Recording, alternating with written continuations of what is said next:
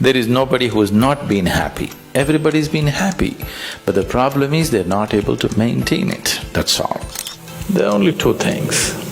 How joyful are you and how much joy do you give to people around you? Just do this for 2 days and see.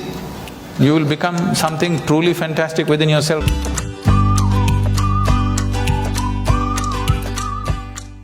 What is well-being? When do you really feel well in your life? When do you truly feel well? When you're very happy, you're well. Even if you're physically ill, you're still well, isn't it? Even if you're medically diagnosed as ill, you're very happy right now, you are feeling well, isn't it? So fundamentally, well-being means a certain level of joyfulness, certain exuberance of life. What is happiness?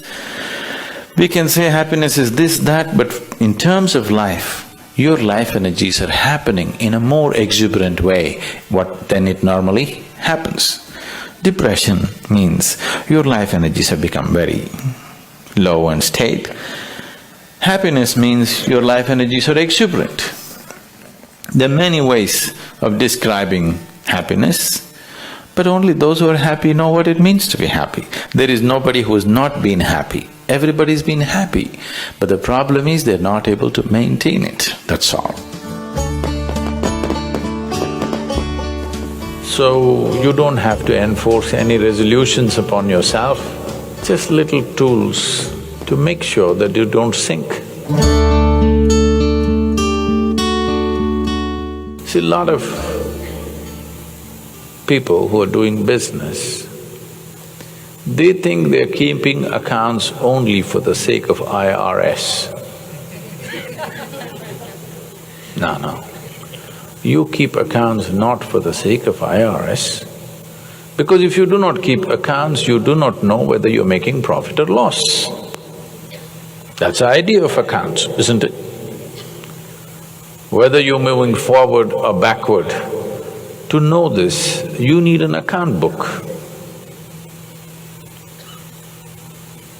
Why don't you keep an account book?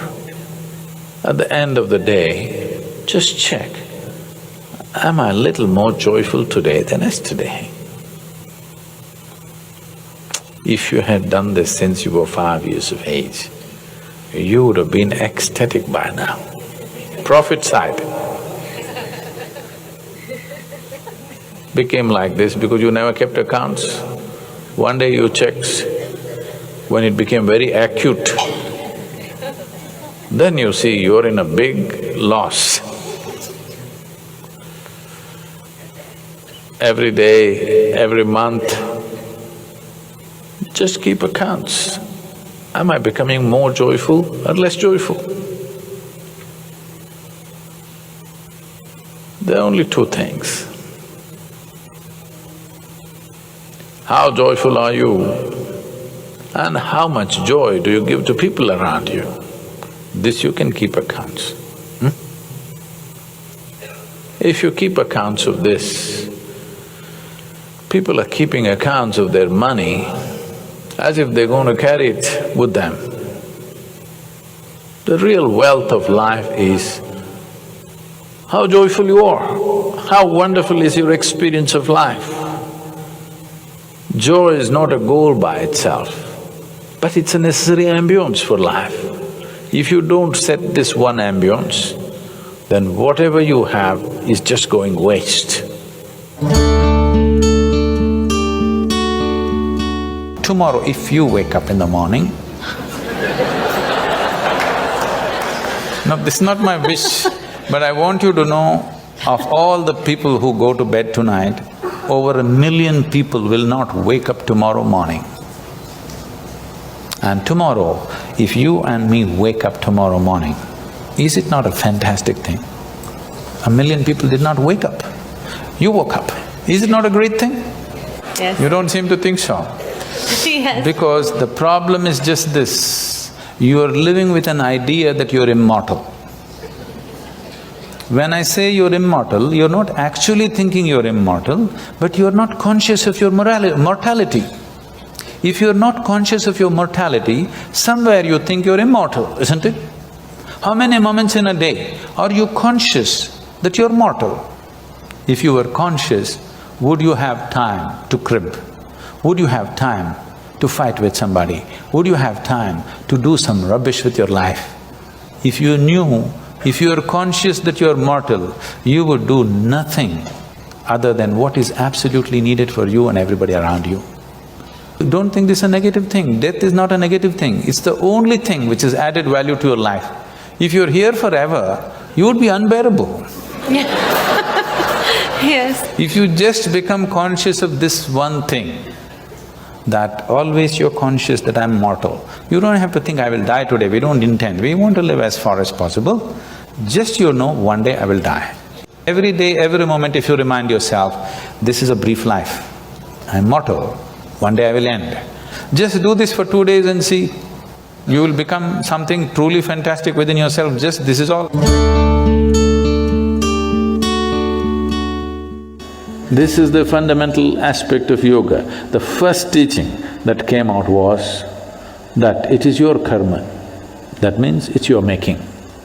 Your life and the experience of your life is entirely your making. If this one thing doesn't sink into you absolutely, you will not make the necessary changes.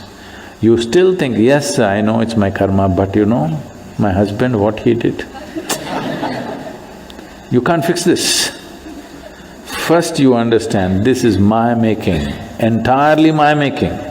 The moment you see it, you have the ability to change it. I see it, but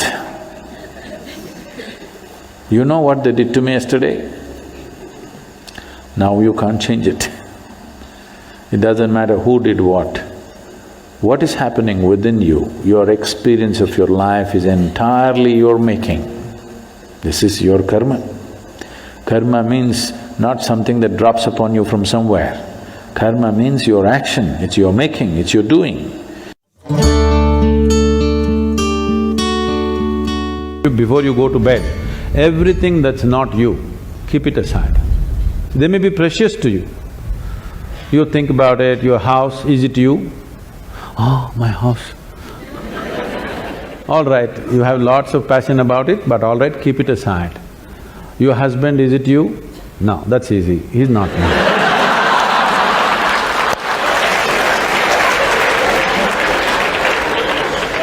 My children, are they me?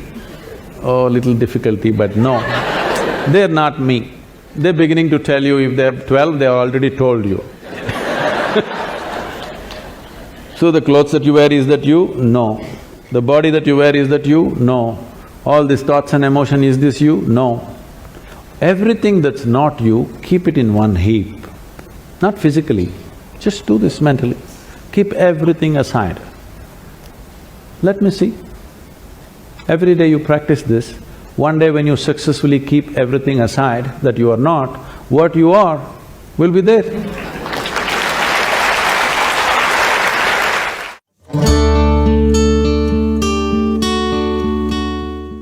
What you're referring to as love is basically the sweetness of your emotion. You sit here, you could feel love about somebody who is not even here. So it's got nothing to do with anybody. It is just the sweetness of your emotion. Now is your love affair, your ability to love, is it on self-start or is it on push-start? You can use another person to stimulate that within you, or you can be on self-start mechanism.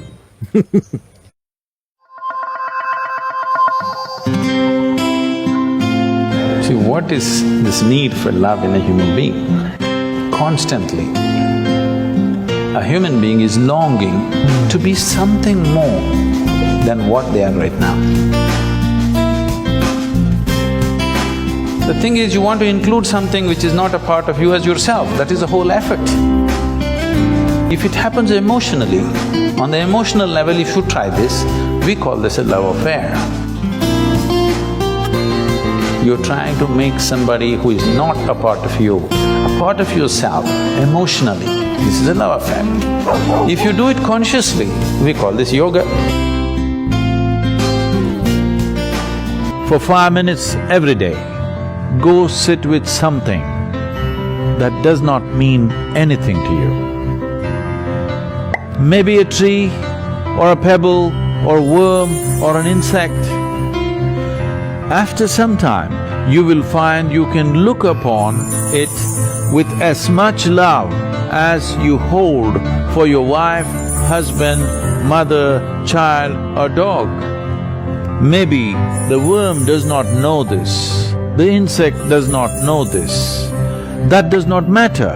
If you can look at everything lovingly, the whole world explodes into a beautiful phenomena for you.